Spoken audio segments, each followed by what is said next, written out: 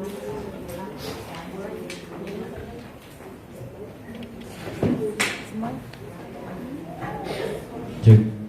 Bapak Ibu, terima kasih untuk Bapak Kepala Sekolah yang memberi beberapa pemahaman. Bapak Ibu, yang perlu kita pahami bahwa pembentukan Satgas TPPK ini jangan lagi dijadikan alasan untuk tidak berbuat karena ada meetingnya. Mari kita bersama-sama melaksanakan atau menghindari kekerasan yang ada di sekolah. Termasuk saya juga kayaknya perlu introspeksi. Tadi pagi sudah ditegur karena gagang sapu hilang. Seperti itu Bapak Ibu. Jadi mohon kerjasama kita semua untuk membentuk sekolah kita sesuai dengan visi misi sekolah kita, pikiran kita ke depannya.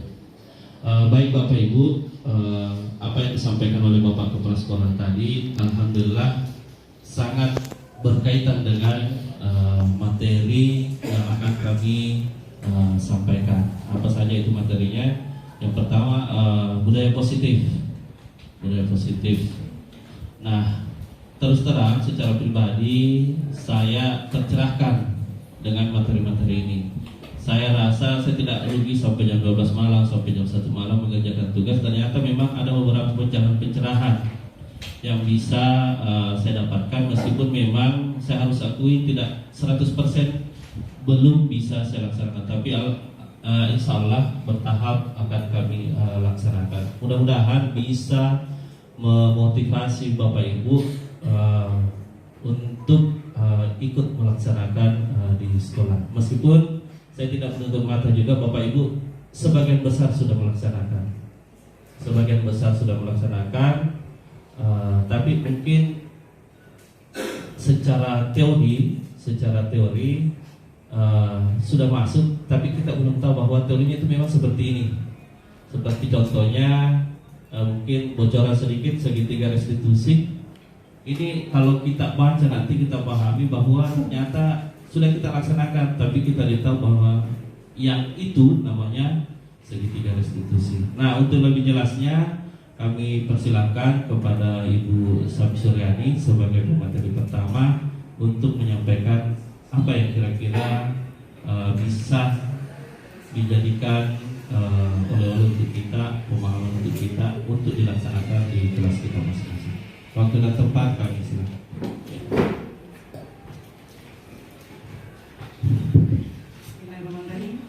Izin saya berdiri Bapak Ibu. Assalamualaikum warahmatullahi wabarakatuh. Waalaikumsalam warahmatullahi wabarakatuh. Ya, supaya lebih rileks dan Bapak Ibu bisa lebih fokus nanti, boleh saya explaining dulu Bapak Ibu ya. Ya, jadi clue-nya seperti ini Bapak Ibu. Ketika saya misalnya pertama mengatakan angka penting, berarti kalau saya menyebut nama nanti itu, saya menyebut misalnya Ibu Haja Rusdiana. Nah, coba Ibu Haja Rusdiana mengingat materi apa yang sering diajarkan misalnya. Pokoknya materi kita, jadi insya Allah Bapak Ibu tidak akan lupa materi-materi apa saja yang ada di pelajaran kita. Jadi kalau saya misalnya menyebut angka penting, kemudian Ibu Haja Rusdiana menyebut materinya, kemudian menyebut satu nama lagi. Bisa Ibu? Iya. Nah. Baik, kita mulai Bapak Ibu. Sudah siap Bapak Ibu? Iya. Saya yang mulai ya. Pengukuran Ibu Johari. Jangan kimia. Sebut nama Ibu Tabe. Ibu Wahidah. Ya, silakan Ibu Wahidah. Apa materinya biasa di ini? Pengingkaran pelanggaran hak dan pengingkaran kewajiban warga negara. Ya, silakan sebut nama Ibu. Ibu Wahidah. Sebut orang misalnya Ibu Seripati Diningrat. Ya, contoh saja ini Bu ya dulu ya Bapak Ibu. Mungkin sudah bisa nanti dilanjut setelah ada contoh. Ya, saya mulai kembali Bapak. Kira-kira sudah paham Bapak Ibu? Ya. Bismillah. Jangka Sorong Ibu Fatmawati. Materi itu Ibu Tabe bisa fokus materi apa?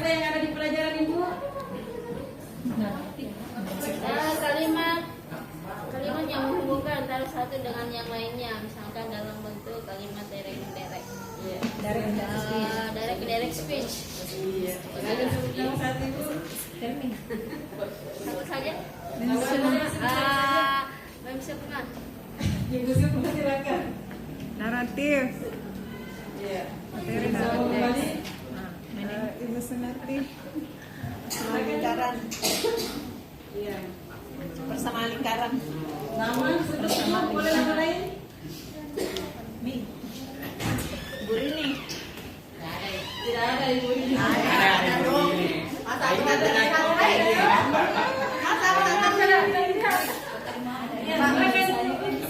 Materinya peta pemetaan Daksi. Ya, terakhir mungkin satu nama Ibu Rini. Satu nama buat Pak Ansel.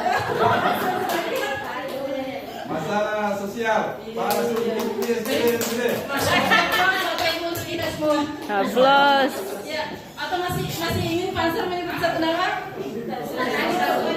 Oh ya, silakan. Dua materinya sosiologi atau sejarah video. Mana suka? Iya. Dari pemain bangsa Indonesia. Terakhir, nama terakhir mungkin Pak Sul. Terakhir Pak Iwan. Ya, silakan.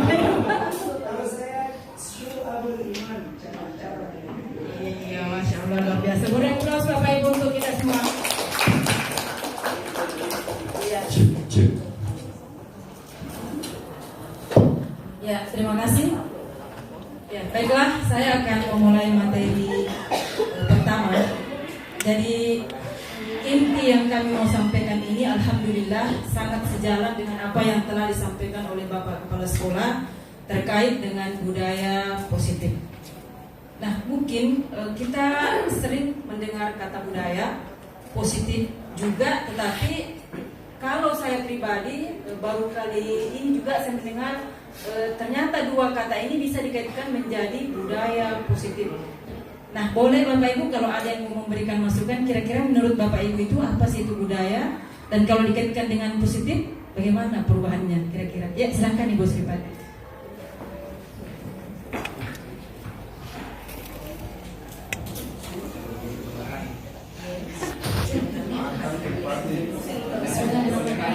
Assalamualaikum warahmatullahi wabarakatuh. Menurut kacamata saya, menurut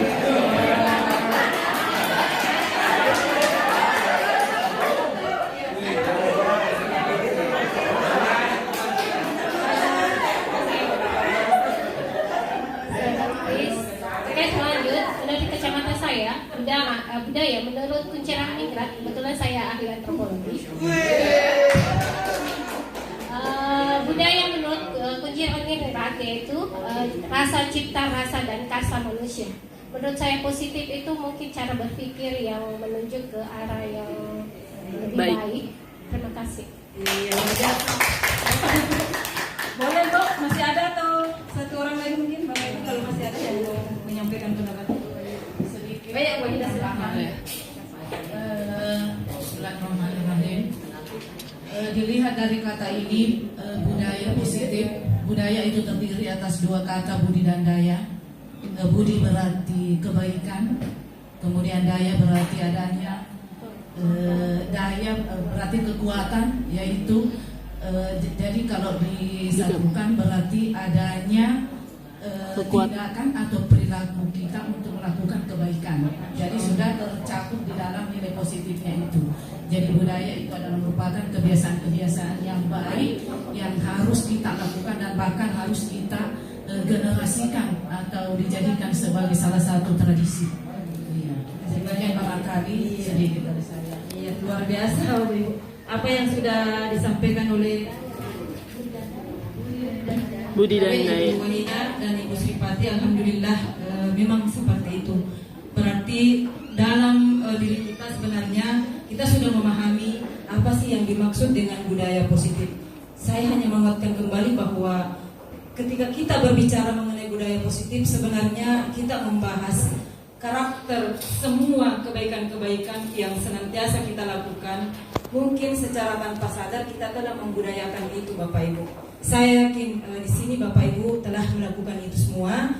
Namun di sini kami hanya menyampaikan, menguatkan kembali apa yang sudah kami dapatkan pada pendidikan yang kami jalani sekarang ini.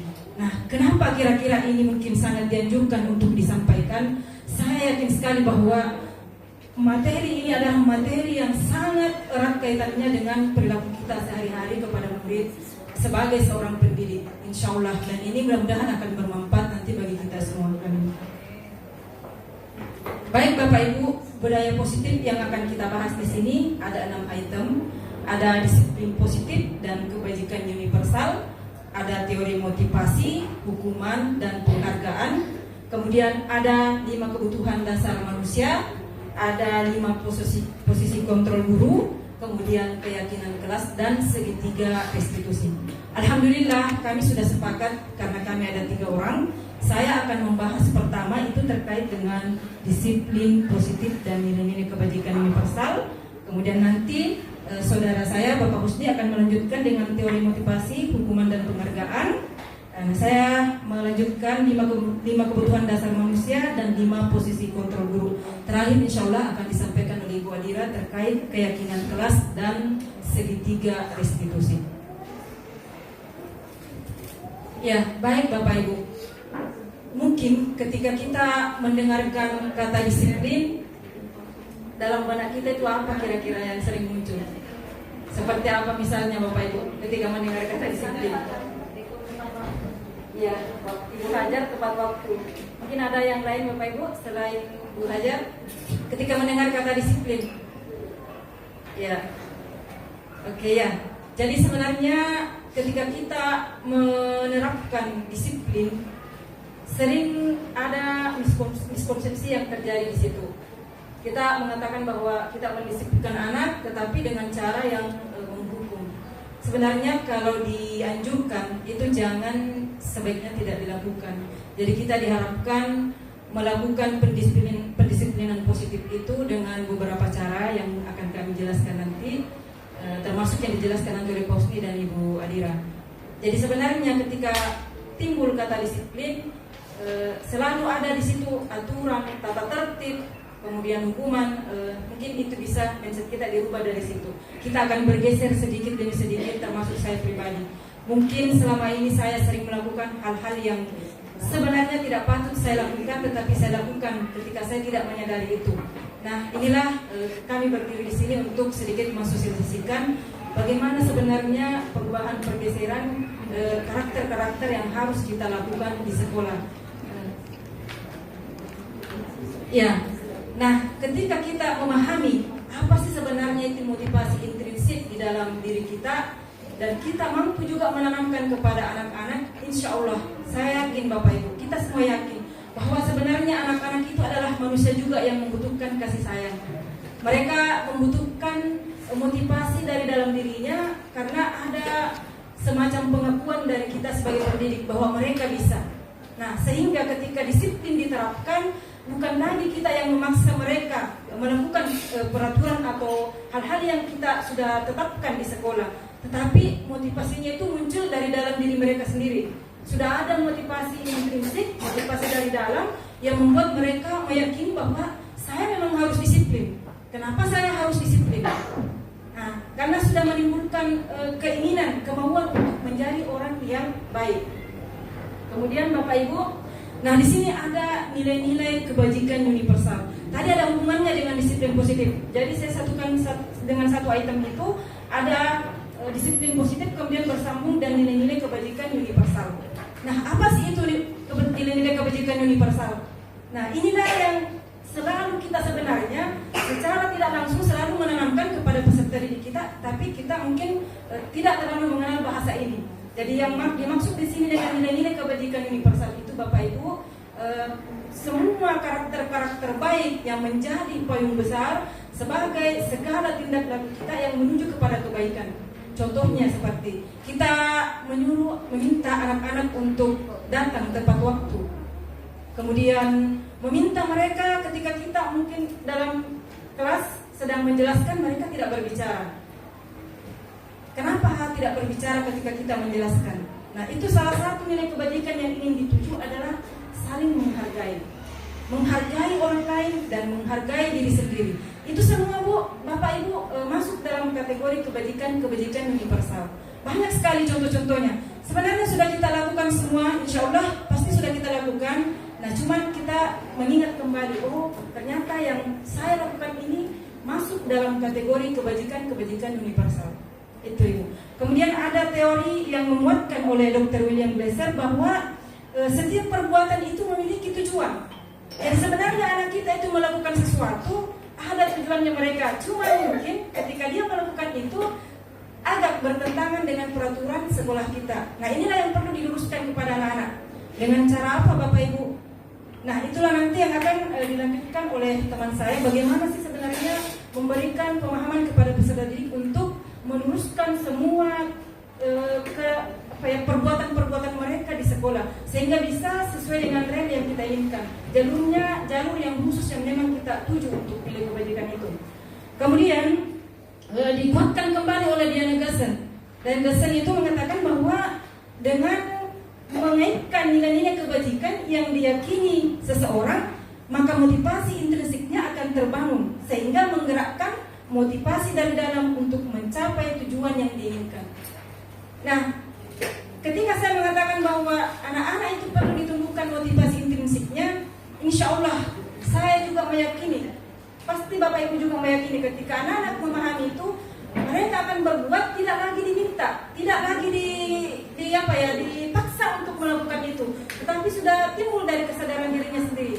Ya, saya mau melakukan ini. Insya Allah yang sukses saya juga, bukan Bapak Ibu saya. Itu namanya motivasi intrinsik yang tumbuh dari dalam Bapak Ibu. Nah, kemudian ada nilai-nilai kebajikan yang kita pahami bagi pendidik kita, yakni yang dikenal dengan profil pelajar Pancasila. Nah, itu ada 6 atau 5 Bapak Ibu. Ada beriman, bertakwa kepada Tuhan Yang Maha Esa, gotong royong, mulia. Ada mandiri, ada bernalar kritis, bergotong royong, berkebinekaan global, dan kreatif. Nah, inilah nilai-nilai kebajikan di sekolah yang ingin ditanamkan kepada anak-anak didik kita, sehingga ada kegiatan yang sering kita lakukan kemarin Bapak Ibu itu yang disebut dengan P5. Jadi di situ kita menguatkan betul bagaimana anak-anak berkolaborasi dengan temannya, kemudian bagaimana mereka mempertanggungjawabkan apa yang mereka lakukan dan membantu sesama temannya. Semua itu adalah nilai kebajikan yang kita ingin tanamkan kepada anak didik kita Bapak Ibu. Lanjut. Nah, insya Allah teori motivasi, hukuman dan penghargaan akan dilanjutkan oleh adinda saya Bapak Husni. Jadi saya skip saja ya. Kemudian ini juga insya Allah disampaikan oleh Pak Husni. Nah, ini kebutuhan dasar manusia. Saya yakin kebutuhan dasar manusia ini sebenarnya sudah kita pahami, kita tahu, tetapi mungkin kita baru mengingat kembali. Oh, ternyata manusia itu membutuhkan 5 hal yang sangat diinginkan oleh manusia. Pertama itu kebutuhan bertahan hidup atau survival. Jadi kita selalu itu mempunyai keinginan atau kemauan atau kekuatan yang ingin selalu dipertahankan, bertahan untuk hidup.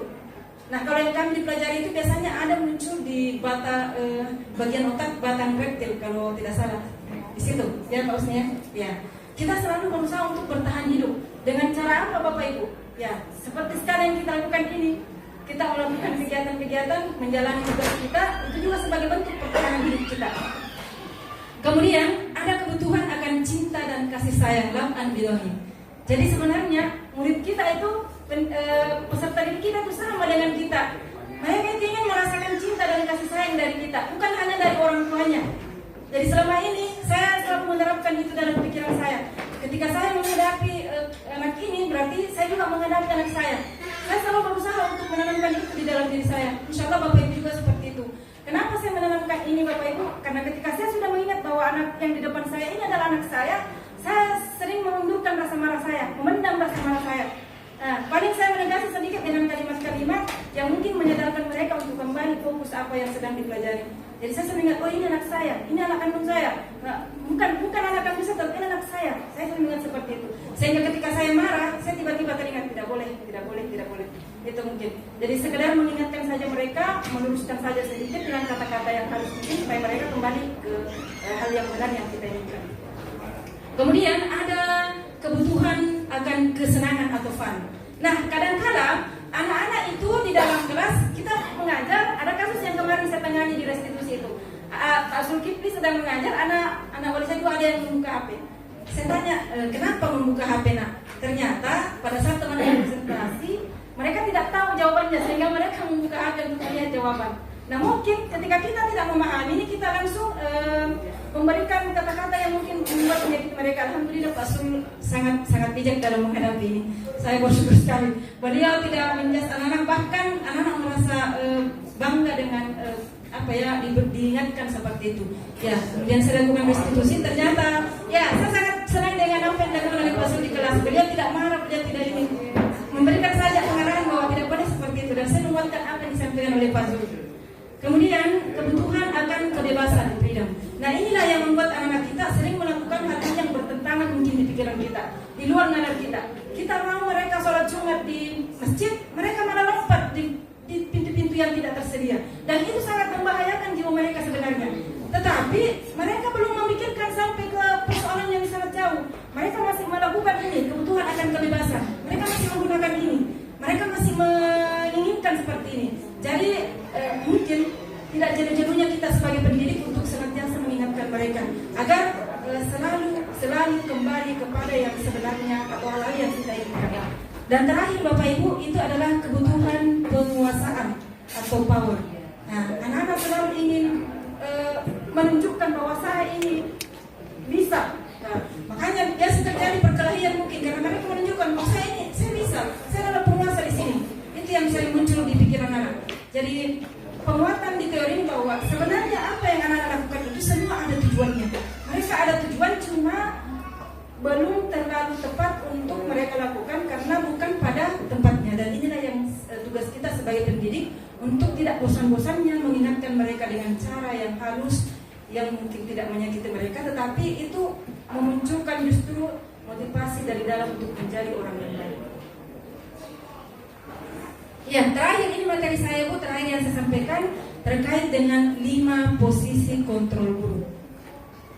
Nah, di 5 posisi kontrol guru ini, saya rasa-rasanya pernah melakukan ini semua.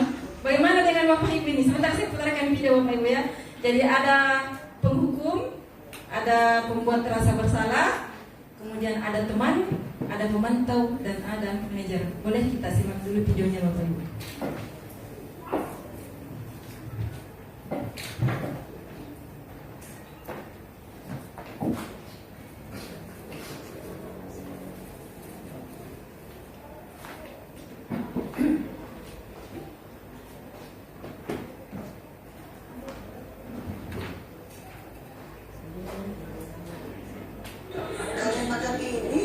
Ingat umur, gak minum manis kok makanannya. Less sugar, 45% lebih rendah gula. Rasa tak pernah bohong. Learning that company has definitely changed and improved the way we work. Having a place that provides a visual of what everyone's working on, it changed the way that our team members collaborate with each other. And a lot of meetings that were several hours are now 15 minutes. It's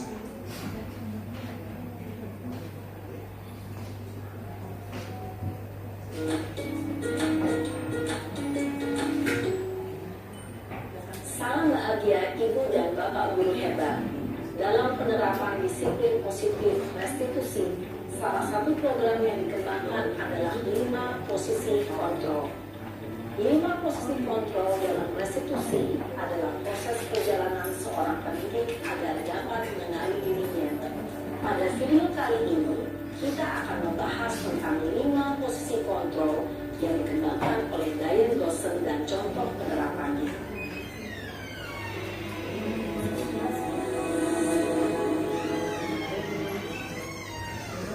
Bapak Ibu sambil menonton silakan diamati Bu ya. 1. Posisi penghukum. 2. Posisi pembuat rasa bersalah. 3. Posisi teman. 4. Posisi pemantau atau monitor. Dan 5. Posisi manajer. Untuk lebih memahami kelima posisi tersebut, Mari kita saksikan kasus Naren yang terlambat hadir 20 menit ke sekolah dan melihat bagaimana kelima posisi kontrol dalam menghadapi masalah tersebut.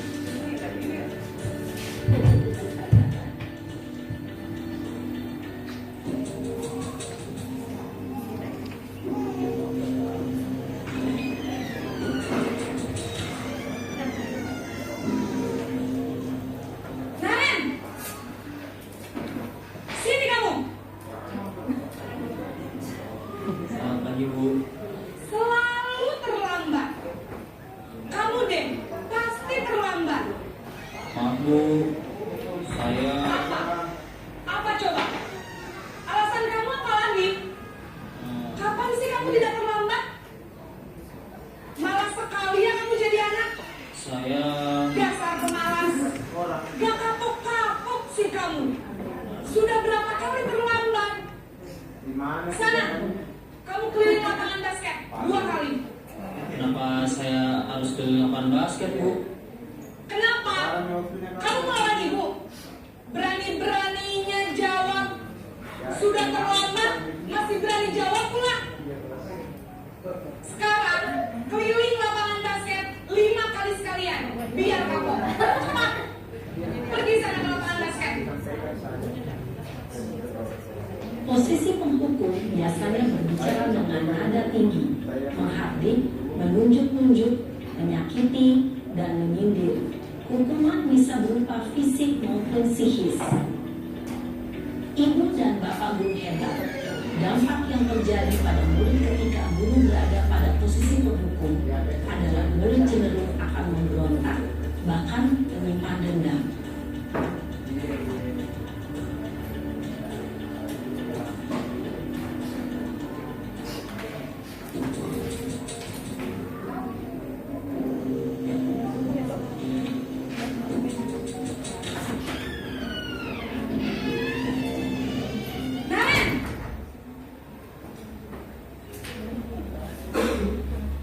Selamat pagi Bu. Naren, kamu kenapa terlambat lagi, nak? Ya Tuhan, Naren, kamu senang ya bikin ibu susah ya? Kalau kamu terlambat lagi, nanti ibu yang ditegur bapak kepala sekolah, nak. Disangka ibu tidak bisa membina kamu.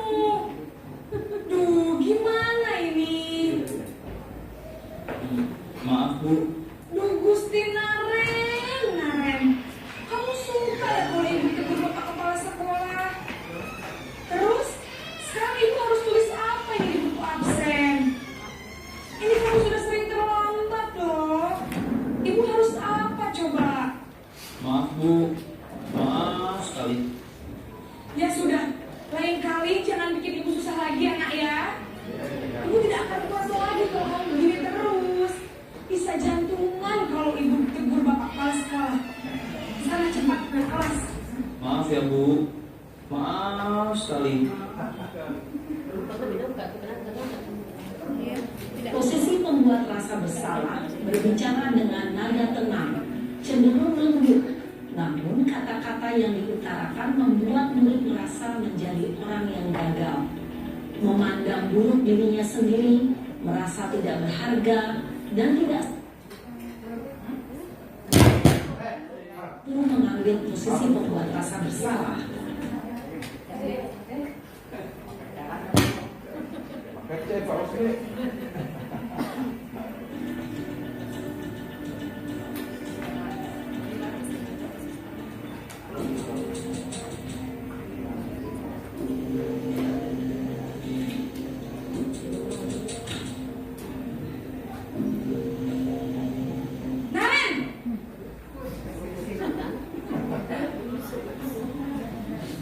Selamat pagi Bu.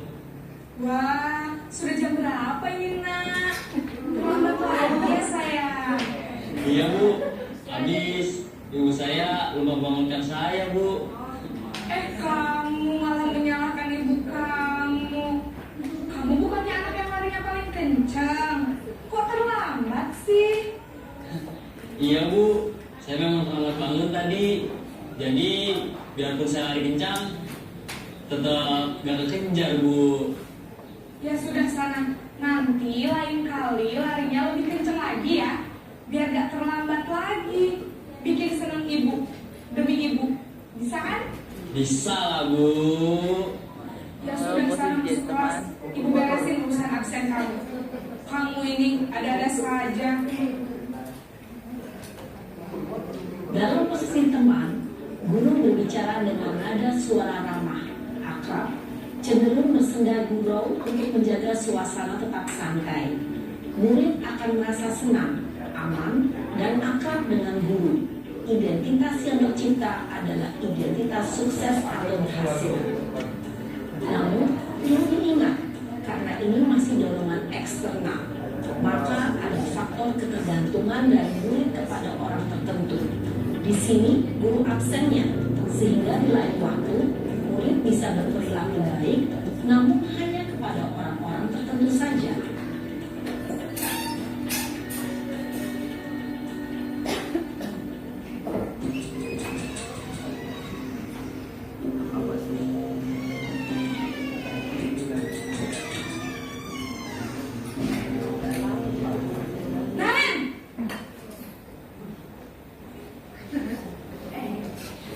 Selamat pagi, Bu. Naren, apa peraturan sekolah kita tentang jam berapa kita harus masuk sekolah, nak? Kita harus di sekolah jam 7, Bu. Iya betul, sekarang sudah jam 7.20. Naren sudah tahu konsekuensinya jika terlambat hadir. Paham, Bu. Saya harus tinggal kelas pas jam istirahat selama 20 menit. Iya benar, konsekuensinya demikian. Jadi nanti jam 9.30 pas istirahat, kamu harus tinggal di kelas, kerjakan tugas tambahan untuk ketertinggalan kamu, ya? Baik, Bu. Posisi pemantau mengandalkan penghitungan atau data untuk mengontrol murid. Guru mengarahkan murid berdasarkan peraturan dan konsekuensi.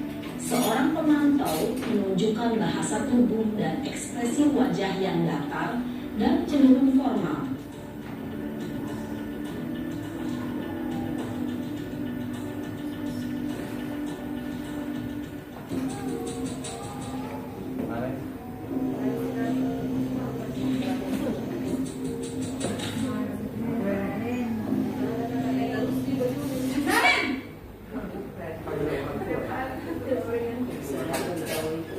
Selamat pagi, Bu. Selamat pagi, Naren. Maaf, Bu. Saya terlambat. Iya, sekolah masuknya jam 7, sekarang sudah jam 7.20. Jadi sekarang bagaimana ini, Naren? Maaf, Bu. Saya lupa setel alarm saya semalam. Baiklah, menurut kamu, keyakinan sekolah yang mana yang perlu kamu tingkatkan? Menghargai diri sendiri dan orang lain mungkin ya, Bu. Setuju. Jadi, apakah Naren meyakini prinsip saling menghormati tersebut? Iya, Bu. Saya meyakininya. Apakah Naren bersedia memperbaiki masalah keterlambatan ini? Bersedia, Bu. Bagaimana kamu akan memperbaiki masalah keterlambatan ini? Saya akan coba untuk tidak lupa menyetel alarm saya, Bu. Baik, kalau Naren lupa menyetel alarm di rumah, ada orang yang kira-kira bisa bantu mengingatkan tidak? Ada, Bu. Kakak saya, Kak Emma. Ada lagi selain Kak Emma? Selain Kak Emma, ada ibu saya. Baik, jadi yang mengingatkan Naren adalah Kak Emma dan ibu kamu ya? Kira-kira akan mulai setel alarm kapan nih, Naren? Setelah pulang sekolah, akan segera saya lakukan. Baik, jadi Naren akan setel alarm untuk bangun besok pagi dan akan diingatkan oleh kakak dan ibunda Naren ya. Ada lagi yang mungkin perlu dilakukan, Naren, agar tidak terlambat bangun lagi? Tidak ada, Bu. Baik, Naren, terima kasih untuk kerjasama kamu. Sekarang kamu perlu kembali ke kelas untuk belajar. Baik, Bu. Terima kasih. Posisi manajer adalah posisi kontrol yang disarankan untuk membimbing murid memiliki sikap disiplin yang positif, yaitu murid yang mandiri, bertanggung jawab, dan dapat memecahkan masalah. Tujuan dari posisi ini adalah agar murid dapat berefleksi atas tindakannya. Guru akan dengan tulus memberikan pertanyaan-pertanyaan bermakna, sehingga membuat murid dapat belajar dari kesalahannya dan mencari sebuah solusi untuk menyelesaikannya. Ibu dan Bapak guru hebat, setelah mengamati adegan kelima posisi kontrol tadi, kira-kira posisi mana yang paling ideal? Posisi mana yang dapat menunjang motivasi intrinsik murid? Ya, tentu posisi manajer. Posisi ini memang posisi ideal yang ingin dituju setiap pendidik. Pada posisi inilah, guru dapat menerapkan disiplin positif yang berpihak pada murid, yang memerdekakan murid. Perjalanan seorang pendidik tentunya tidak mudah untuk sampai pada posisi seorang manajer. Namun, tujuan kita pasti, yaitu menciptakan murid-murid yang mandiri, merdeka, dan bertanggung jawab. Semoga penggambaran 5 posisi kontrol yang telah diperlihatkan ini dapat menjadi ajang refleksi bagi kita semua, agar dapat terus mengasah dan menerapkan disiplin positif yang memerdekakan murid. Mari terus berlatih dan bersemangat. Selamat menerapkan. Salam dan bahagia, Ibu dan Bapak guru hebat.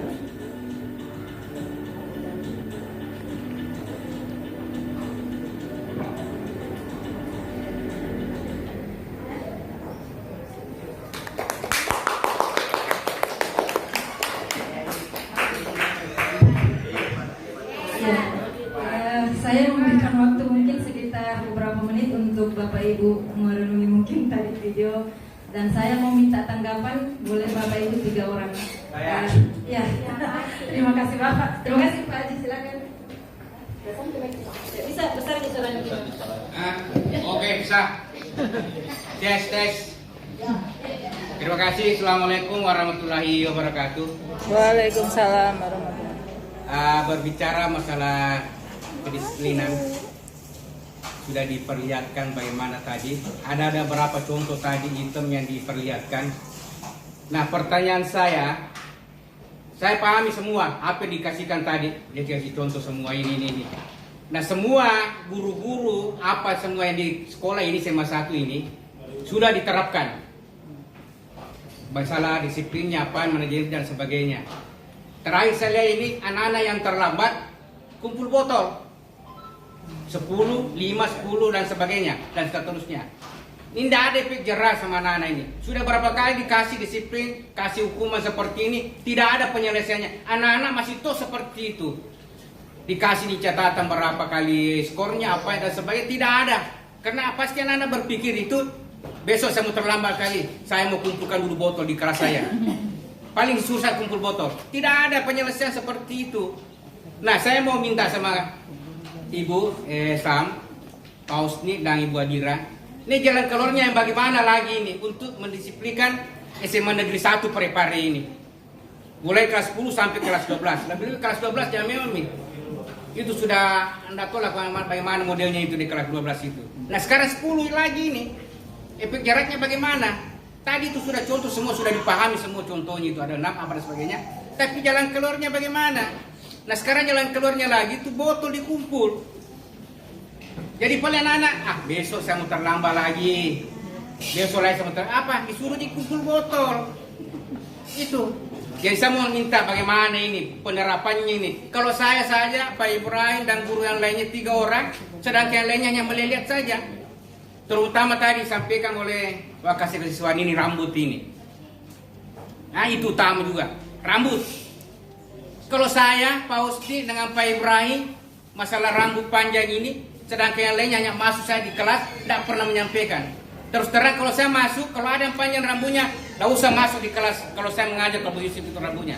Tapi yang lain tidak ada seperti itu, membiarkan saja, pembiaran saja. Bagaimana kita menerapkan disiplin seperti itu? Jadi saya minta ini sudah ada tambah 2, saya 3, ada Ibu Sam, ada Ibu Adira, menerapkan seperti itu. Nah, itu kalau guru teman yang lain, apakah seperti itu apa saya sampaikan? Terima kasih. Assalamualaikum warahmatullahi wabarakatuh. Ya, saya ingin menyampaikan pengalaman saya terkait anak-anak yang saya tangani kemarin yang suka memungut botol itu, Pak. Saya lupa namanya Pak ya. Itu terakhir saya hadapi itu Pak Haji, ketika dia terakhir memungut botol dan alhamdulillah sudah hampir 2 pekan saya tidak melihat lagi. Iya, terakhir dia mengumpulkan botol itu Pak Haji 25 botol. Saya duduk di dekatnya, saya ucapkan seperti Ayo mengingusan kapan hanya satu kali saja setiap pagi itu. Insya Allah Pak, banyak yang sudah saya berproses Pak Insya Allah ya. Jadi saya bilang begini ke Paki, nah kira-kira Paki ini mau terus menerus seperti ini atau nyaman dengan keadaan seperti ini? Pada saat Paki menjawab itu dia tertunduk lesu, kemudian dia seperti memperlihatkan muka yang sedih. Dia ngomong kepada saya seperti ini, saya tidak mau sebenarnya seperti ini selalu. Saya juga malu. Saya selalu pergi memungut botol. Apalagi sudah pernah Pak Usni menyampaikan kepada Paki bahwa apakah nanti ini pekerjaan kamu terus menerus Paki? Kamu mau seperti ini terus menerus? Nah, apa yang saya beritahukan kepada Paki tadi itu Pak, sebenarnya saya berusaha memunculkan motivasi intrinsik di diri Paki. Jadi saya melihat fenomena yang ada sekarang luar biasa memang Pak Haji. Saya sepakat sekali dengan Pak Haji bahwa kita ini sudah luar biasa semangatnya mau menyelesaikan persoalan-persoalan di sekolah, tetapi anak-anak itu tidak mau berubah. Bahkan saya sering Pak Haji mengatakan saya seperti ini saja, tidak ada yang membantu. Insya Allah kami sebenarnya sudah siap membantu Pak Haji, walaupun mungkin hanya dengan kata-kata dan ucapan yang mungkin bisa menyentuh hati mereka Pak Haji. Karena saya berpikir bahwa ketika kami memberikan perlakuan yang di luar itu kemampuan kami juga tidak bisa, tetapi insya Allah kami akan senantiasa berusaha, itu berproses. Nah setelah saya memberikan sedikit penjelasan atau pengamatan terkait apa yang dilakukan oleh Pagi, kemudian mencoba menanamkan motivasi intrinsik yang ada pada diri anak tersebut, alhamdulillah saya sudah sedikit melihat perubahan yang ada pada diri anak itu. Sepekan setelah itu saya tidak melihat lagi ada dia memungut botol Pak Haji. Mudah-mudahan yang lain bisa mengikuti, meskipun selalu ada bibit-bibit baru yang mungkin itu membuat kita merasa jenuh juga.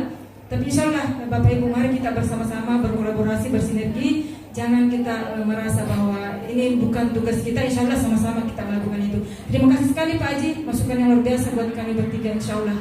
Mungkin bisa ditambahkan oleh Pak Usni atau Ibu Adira. Oh iya, nanti di materi video katanya. Ya, tapi Bapak Ibu terkait dengan video yang ditampilkan, siapa tahu ada yang sudah bisa memberikan tanggapan. Kira-kira posisi mana selama ini kita berada, kemudian bisa dijelaskan sedikit alasannya. Ya, silahkan Ibu Sripati.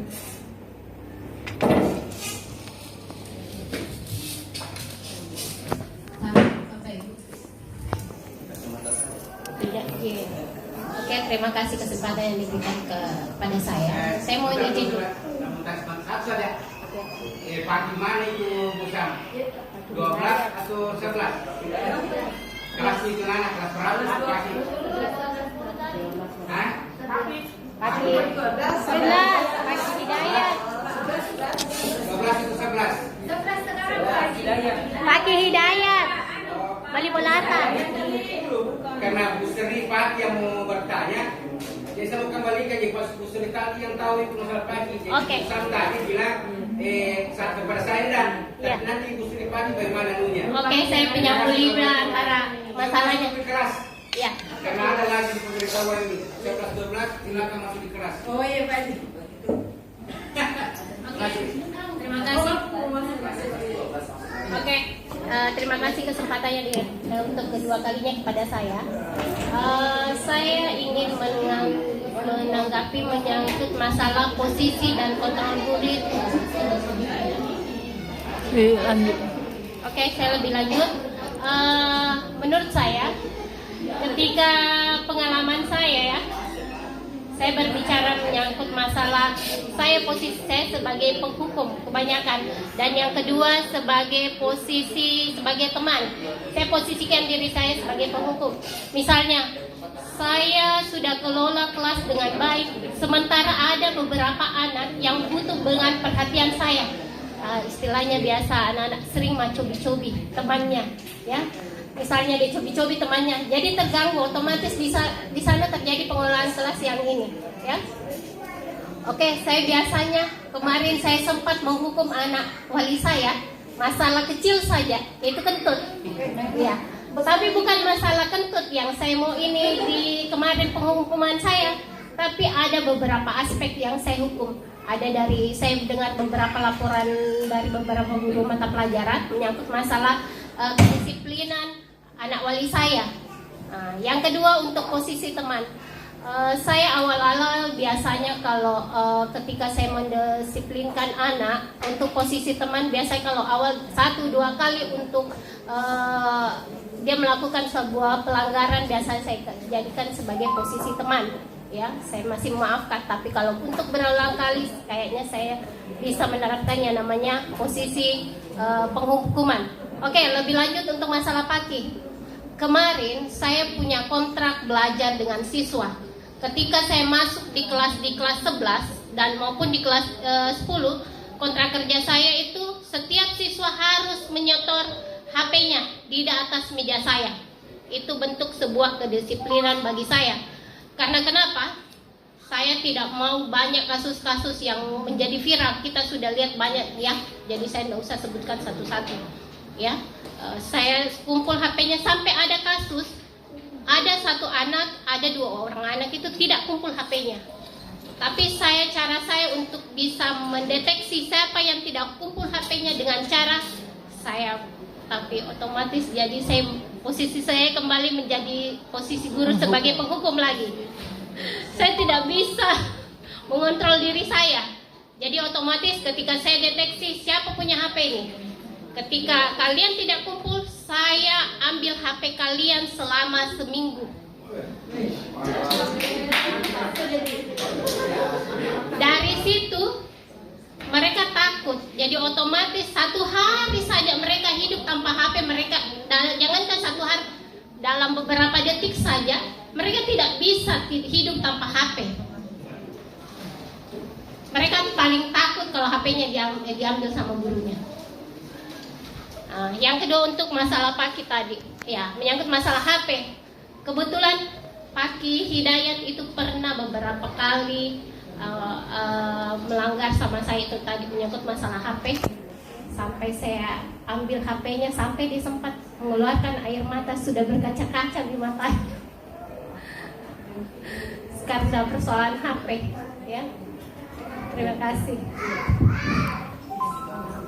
Ya, terima kasih Ibu Sripati. Alhamdulillah. Karena waktu Bapak Ibu, saya batasi 2 orang saja. Memaparkan juga teman saya ini, Pak Usman dan Ibu Nida.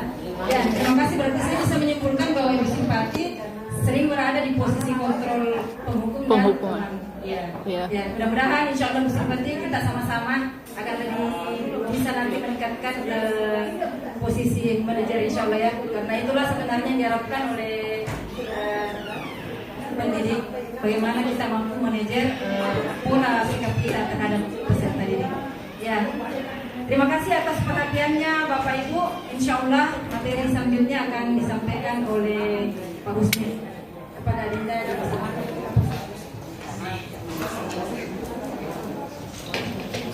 Cek. Bismillahirrahmanirrahim. Assalamualaikum warahmatullahi wabarakatuh. Sebelum saya mulai materi,